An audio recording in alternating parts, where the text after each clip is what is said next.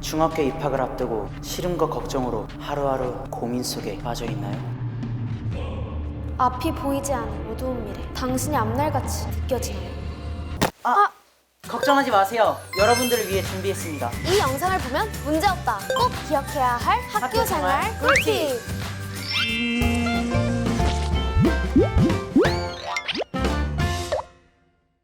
안녕. 안녕! 안녕. 나는 대전 삼육중학교에 다니고 있는 윤준열이라고 해. 안녕! 나는 서울 물레중학교에 다니고 있는 하이안이라고 해. 그럼 이제부터 우리가 너희들에게 중학교 생활에 대해서 좀 알려줄게. 첫 번째 질문부터 한번 알아볼까? 입학식과 예비 소집일. 우선 순서는 예비 소집일, 그 다음에 반배치고사, 그 다음에 입학식.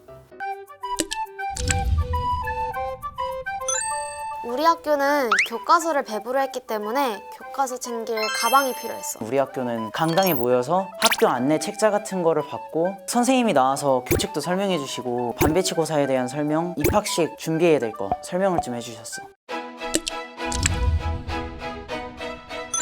학교마다 다르긴 한데 선생님들이 학생들의 실력을 알아보기 위해서 보는 시험이거든. 그치? 우리 학교는 일단 국어, 영어, 수학 이렇게 했어. 나는 반배치고사를 보지 않았어. 어? 3월쯤에 진단평가를 봤어. 6학년 때 배운 것들 있잖아. 수학, 영어, 국어 이렇게 봤거든. 근데 그건 다 성적에 반영되진 않았어.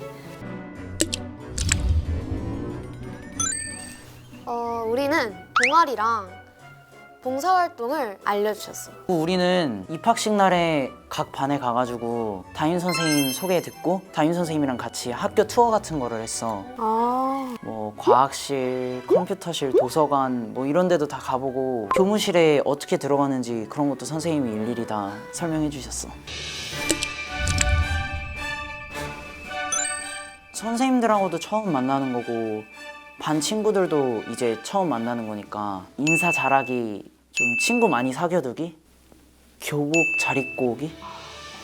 제대로 안 하면은 선생님들이 처음부터 첫인상을 안 좋게 보실 수도 있어서 우리 학교에 그런 애가 있었는데 학교에 오는데 스냅백을 쓰고 온다던가 교복 바지에다가 체인 같은 거 걸어가지고 멋부리고 오는 애들도 있었고 일단 눈에 튀면은 선배들도 안 좋게 보실 수도 있어서 그런 건 별로 안 좋은 것 같아. 자, 그러면 두 번째 질문. 두 번째, 입학 전 용모 점검. 우리 학교 교복은 겨울에 입는 동복, 봄, 가을에 입는 춘추복, 반팔 반바지로 된 하복, 체육복, 그리고 생활복 총 5가지가 있어. 우리 학교는 규율이 되게 엄격해가지고 1학년 때는 교복에 손을 대는 애들이 학생 주임 선생님한테 된통 혼나가지고 아예 새로 다시 맞추는 애들도 있었어. 우리는 엄청 심한 편은 아니었는데 여자애들 보면 약간 치마도 1cm, 2cm, 3cm 점점 이렇게 올라가잖아, 치마가. 학기 초 때는 그래도 안 줄이는 게 좋을 것 같아. 맞아. 내 친구가 줄였다가 다리 핏 좋다고 막 달려다니면서 슬라이딩하고 막 그러면서 과격하게 놀다가 어느 순간에 바지 가운데 부분이 팍 하고 터진 거야. 오 마이 갓. 교복 공동구매는 예비 소집일이나 입학식 때 같이 사겠다고 말하면 우리 학교는 동복이랑 하복 같은 것들을 팔았거든. 체육복을 안 팔았잖아. 학기 초 때는 체육 시간 때 사복을 입고 왔어.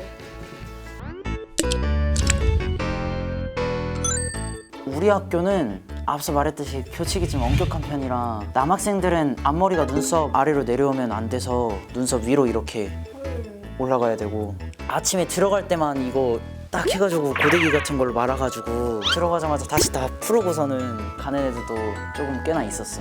예전에 선배가 반발 정도로 방학에 기르고 온 다음에 앞머리만 이렇게 하고서 들어갈 때 선도부장쌤한테 앞머리는 지켰어요 하고 이렇게 들어가고. 우리 학교는 머리 길이 규정은 없고 파마나 염색을 금지야. 모든 학교가 다 그런 것 같아 그거는. 그래서 파마 대신에 웨이브를 살짝 넣는 애들도 있고, 그리고 염색을 하고 싶으면은 갈색으로 하는 애들도 있는데 웬만하면 염색은 금지. 우리 학교는 보통 색조는 금지인데 그래도 틴트 정도는 괜찮다고 하시거든. 진짜 하고 싶으면 2-3달 정도 후에 아이라인도 조금씩 그려오고 눈썹 하고 싶으면 엄청 연하게 최대한 단정하고 색조는 안 하는 게 좋다고 봐. 자, 그럼 이제 세 번째 질문. 세 번째, 중학교 수업 구성은?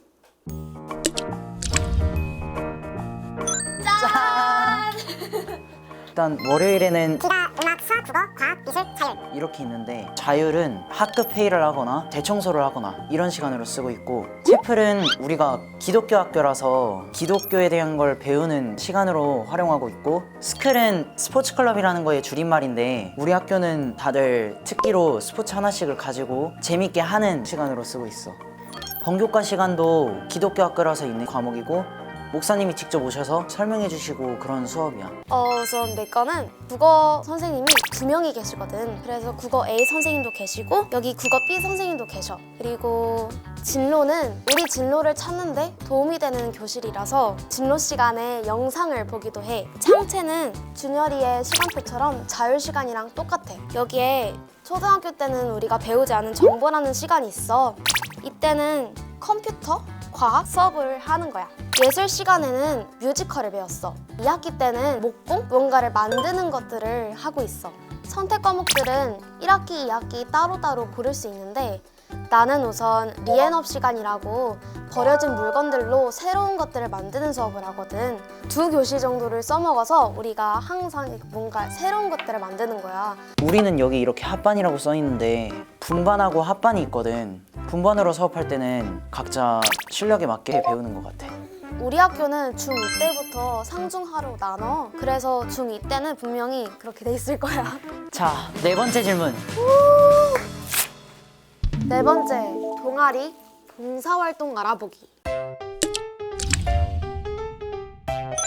일단 우리 학교는 모두 선생님이 직접 가르쳐 주시는 동아리로 돼 있는데 한 동아리에 한 선생님이 맡고 계셔서 만약에 학생들끼리 동아리를 만든다 해도 이미 선배님들이 그 전에 만들어 놓은 동아리가 많아서 지금 안 맡고 계신 선생님 찾기가 좀 많이 힘들었어. 나는 우선 자율 동아리에서는 댄스부였어. 정규 동아리에서는 방송반이거든. 매일 아침에 일찍 일어나서 일찍 학교에 가가지고 방송을 시작해. 우리는 동아리 발표회라는 걸 하는데 새로 들어오는 신입생들은 그걸 보고서는 자기가 어떤 동아리를 선택해야 될지를 이렇게 해서 정하기도 하고 방송부 있잖아. 홍보를 했는데 그때가 입학식 때였어. 와가지고 얘들아 우리 방송부 동아리 오면 봉사 시간을 줘 이렇게 말하는데 애들 다 나 들어가야겠다 이러는 거야. 그래서 역대급으로 가장 많이 왔었대. 그 봉사 시간이 일단 중학교에서는 좀 중요하게 작용을 해서 3년 총 합해가지고 60시간인데 학년마다 20시간씩 교내에서 10시간 정도 봉사 시간을 주고 자기 스스로 10시간 정도를 채워야지 좀 유리한 점수를 받을 수가 있어. 교회 활동에서는 우리가 직접 채워야 되잖아. 그래서 학생들은 보통 1365 사이트에 가는데 내 친구의 경험으로는 어린이집 봉사? 맞아. 봉사 시간을 내 친구가 크리스마스 전날에 선생님한테 너 봉사 시간 안 채웠다 해서 들은 거야. 봉사 시간을 확인해 보니까 12시간을 채워야 됐던 거지. 내가 들은 바로는 크리스마스 날에 봉사를 12시간을 다 채웠다고 들었어. 이런 대참사를 막기 위해 봉사활동 시간을 꾸준히 체크하자. 5번째, 공개! 점심 급식과 매점 알아보기. 우리 학교 같은 경우는 급식실에 들어가기 전에 선도부 선배님들이 앞에 서 계셔가지고 줄을 잘 서는지도 보고 우리 학교는 급식실이 없어서 다 반에서 먹거든. 급식당번이 우린 따로 있어. 1학기 때는 여자가 먼저 먹고 2학기 때는 남자가 먼저 먹고 약간 이런 식이야. 4교시 이제 종치면 애들이 다 이렇게 줄 서러 가니까 뭔가 나 여기 전쟁터인가 약간 이런 생각이 들거든. 우리 학교는 일단 고기가 안 나와서 콩을 고기로 만들어가지고 콩고기라고 해서 주거든. 그래서 고기류는 별로 안 좋아하고 우리는 약간 급식도 자유자재. 피자 나올 때도 있고 스파게티 나올 때도 있고 케이크나 도넛? 배 좀 있었으면 좋겠다. 매점이 있는 학교가 되게 드물거든. 우리 학교는 매점이 없어. 내 친구 중에 매점이 있는 친구가 있는데 어차피 매점 가는데도 선생님이 맡고 계셔서 급식을 안 먹으면 못 가게 한다고 하더라고. 수업 중이고 학교 아직 안 끝났으니까 대부분은 못 가. 그리고 외부 음식 먹었다가 배탈이 나거나 그러면은 그게 다 선생님 책임이라고 하셔서 못 먹게 하시는데 애들이 꼼수를 부려서 먹고 들어오거나 내 친구랑 나 같은 경우에는 아침 일찍 일어나서 편의점에 가서 가방에 다 숨겨놓고 가거든. 자, 드디어 마지막 6번째. 친구, 선후배, 선생님과의 관계는? 내가 생각하는 꿀팁은 우선 먹을 거를 주는 거야. 또 인사, 자연스럽게 말 걸기, 이미지 관리하기, 다양한 체험 활동을 시도, 관심사가 같은 친구 찾기. 이게 가장 중요해 사실은. 내 경우에는 우선 내가 웃기는 거, 드라마 막 그런 거를 엄청 좋아하거든. 그래서 내 친구들 중에는 엄청 웃긴 애가 있는데 걔랑 지금 같은 반이거든. 근데 걔랑 엄청 친해져서 맨날 학교 끝나면은 뭐 편의점 같이 가서 라면도 먹고 이렇게 엄청 친하게 지내고 있어. 일단 나는 밝게 인사하는 게 일단 첫 번째로 해야 될 일이라고 생각하고, 칭찬으로 말 놓기. 어떤 친구가 있는데 별로 친하지 않더라도 먼저 다가가서 너 그거 되게 잘하더라? 그렇게 하면 좋을 것 같아. 그리고 도와주기. 친구의 물건이 떨어졌을 때 주워준다던가 아니면 친구가 무거운 걸 들고 가고 있으면 도와줄까? 해서 같이 들어준다던가. 그리고 적극적이게 행동하기. 친구가 무언가를 같이 하자 그랬을 때 적극적으로 행동하면 그 친구가 자기 말에 공감해주는 것처럼 느낄 것 같아서. 그리고 솔직히 내가 가장 중요하게 생각하는 거는 자신이 잘하는 것으로 이미지 굳히기. 나는 노래를 이용해가지고 애들이 나에 대해서 노래를 잘 부르는 애로 인식을 갖게 해서 애들이 음악 시간만 되면 나를 찾아오고 있어. 하루가 끝나갈 때쯤 우연히 내 얼굴이 떠오른다. 그래서 결론은 착하게 살거나 하다 보면 친구가 오지 않을까? 가장 중요하다고 생각하는 거는 좋은 이미지 쌓기. 두 번째로는 늘 웃긴데 선배들이 호감을 갖고 바라보게 돼. 선배 말에 공감하기인데 이거는 내가 실제로 가장 많이 쓰는 방법이기도 한데 잘 경청하거나 그러면은 선배가 얘 좀 괜찮다 이렇게 생각하시고. 내 생각은 우선 1번 선배를 무시하는 행동을 하지 않기인데 예시를 보면은 인사 쉽지 않기라고 써져 있어. 그러니까 선배가 만약에 복도에서 안녕 이렇게 인사를 하면은 꼭 안녕하세요 하고 90도로 인사를 해야 될 것 같아. 그리고 2번은 좋은 인상 보이기. 최대한 웃으면서 평소처럼 친구들이랑 팔짱 끼고 이렇게 사이좋게 지내면 될 것 같아. 그리고 3번은 선배랑 친해지기인데 좋은 이미지 쌓기랑 거의 비슷해. 이게 만약에 나에 대해 오해가 생겼다라고 해도 선배가 항상 얘는 그런 애 아니야 이렇게 말할 거란 말이야.